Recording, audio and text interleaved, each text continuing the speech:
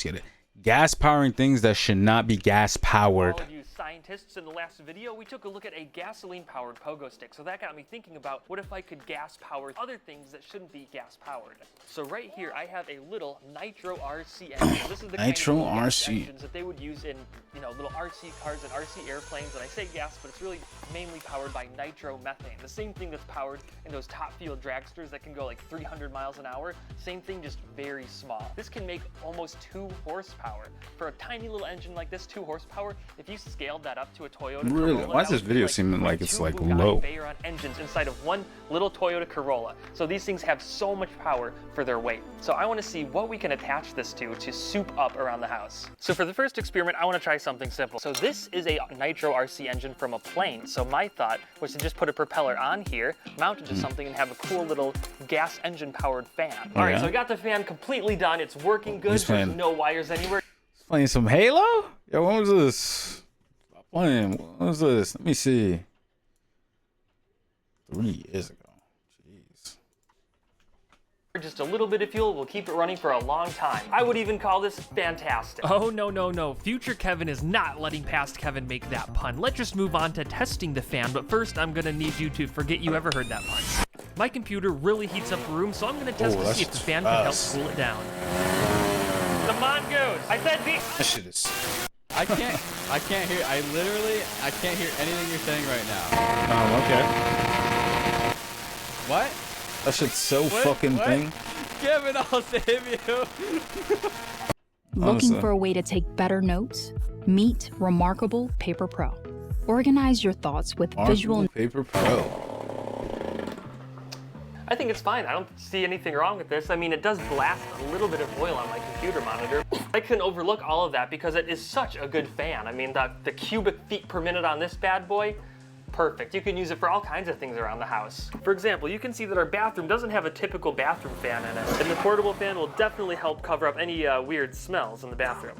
So we saw how well this works as a fan, but what else can we do with it? How about we test its sliceability? Maybe we can use it to slice some vegetables in the kitchen. Let's slice some carrots.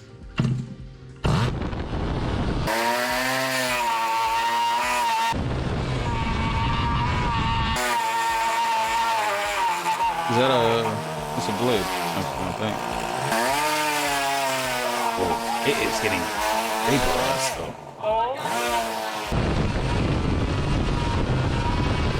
That's bad.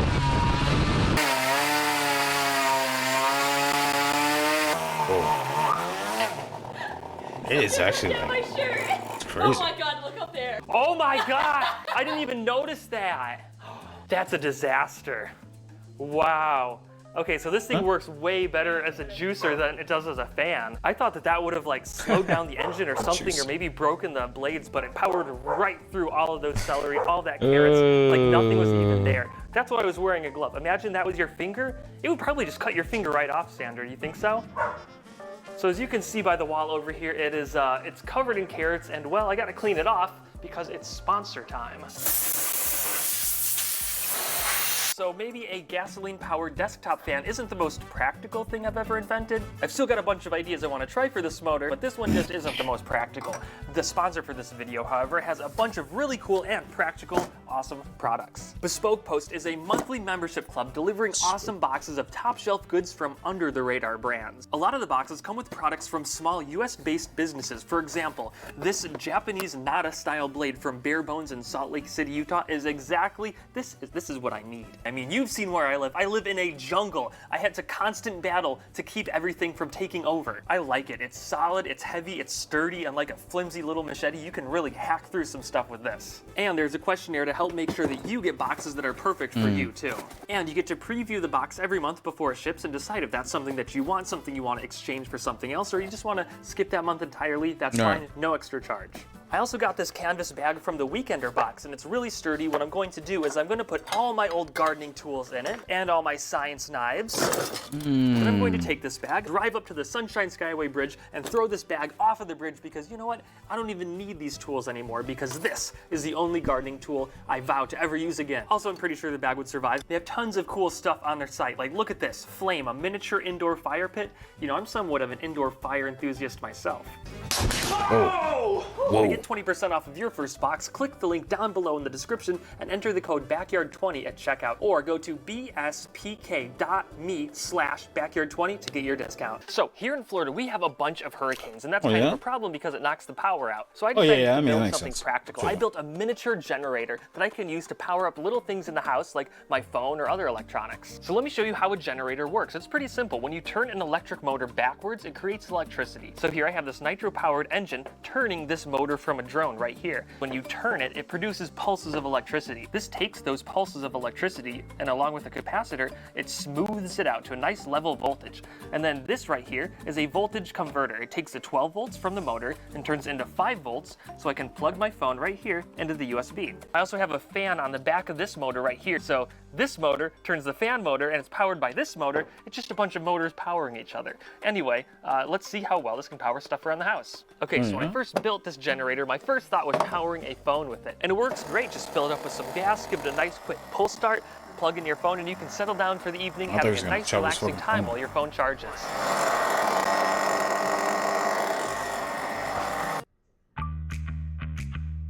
Looking to scale customer service without scaling headcount? Meet a But I wanted to do a test. How much will it actually charge your phone on one little tank of gas? So let's do a quick test and see what we can do. I started the test with 6% battery and it's 332. I started the motor and I let it run until the tank was empty. What the fuck It took did the, 7 minutes to empty the tank, and the battery level is... What? Is it 5%? For some reason, the phone just won't accept the charge. Anyway, with a few modifications, this generator can replace batteries all around the house. Can you turn it up a little bit? You'll never run out of batteries or lose this remote. And dead batteries in the middle of a game? Never again. With this generator, you can play your favorite game for hours as long as you've got a big enough tank of gasoline. It's like the mongoose! Get in the mongoose! Anyway, I was brainstorming, trying to think of other things to attach this engine to, and then it hit me. A toothbrush. I 3D printed a mount that holds the motor and the toothbrush, and I put an offset weight on the end of the motor so it vibrates when the motor spins. You know, video game controllers, they vibrate the exact same way, just a motor with an offset weight. Okay, so the gas-powered toothbrush is done, and I gotta say, it looks a little serious. It looks a little intimidating. So It's crazy. I guess I'm just gonna. This is like homemade and shit. They compacted it to like, you know, Turn it on. the engine see if in it the brush works. itself. Look.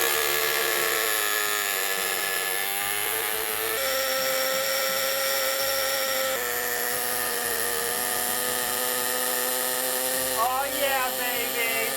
Now compare that to a normal vibrating toothbrush. Oh yeah, ours was so much better. Oh, it actually worked! Wow. Okay, number one, that's super loud. Yeah, that's really fucking number two, loud. it actually worked. I could feel it. It felt just like those sonic toothbrushes on your teeth. Oh my god, my eyes sting. My ears are ringing. It's hot. Just from that short run, it's really hot. You know when you're done brushing your teeth because the 3D print's gonna melt.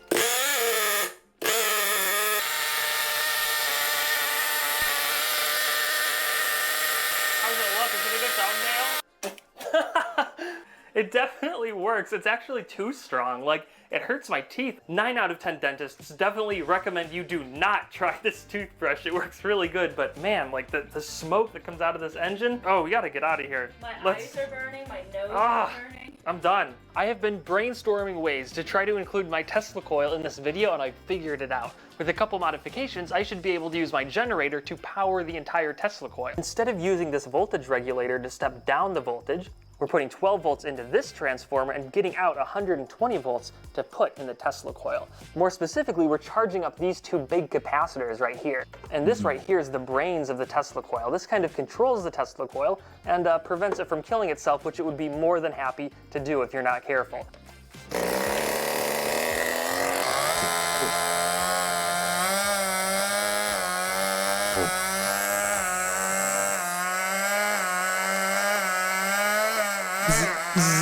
If you listen, every time it sparks, the motor loads down until it recharges the capacitors again.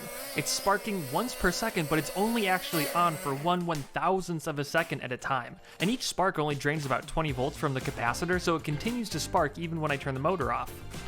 It worked! It worked! It was so hard to get this to work. Oh, I'm so happy about that right now.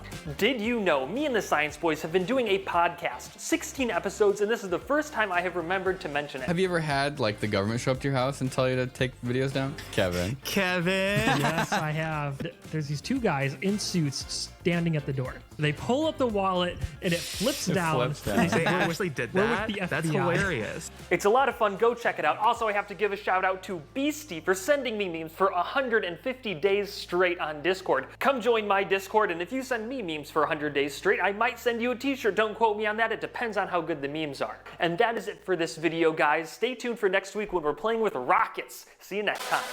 See you next time, dude. That was cool.